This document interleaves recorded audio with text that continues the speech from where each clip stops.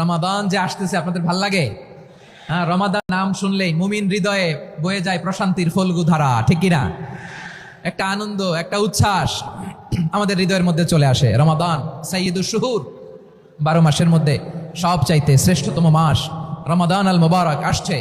আত্মশুদ্ধির মাস, আত্মসংশোধনের মাস, শুদ্ধাচারের মাস, নিজেকে আলোকিত করবার মাস, ঠিক কিনা বলেন? شهر رمضان الذي أنزل فيه القرآن هدى للناس وبينات من الهدى والفرقان। আল্লাহ বলেন রমাদান এমন একটা মাস যে মাসে কোরআন নাজিল করা হয়েছে। আর এই কোরআন হচ্ছে বিশ্ব মানবের জন্য পথ নির্দেশিকা, হেদায়েতের সুস্পষ্ট বর্ণনা এবং সত্য মিথ্যা পৃথক করার আসমানি মানদণ্ড রূপে জামিনে আমাদের জন্য কোরআন নাজিল করেছে কে? আওয়াজ করে বলেন তো, আল্লাহর নাজিল করা এই কোরআনে কোনো ভুল আছে? সবাই বলেন নাই। সবাই বললে এতটুকু আওয়াজ হয়, আমি বিশ্বাস করি।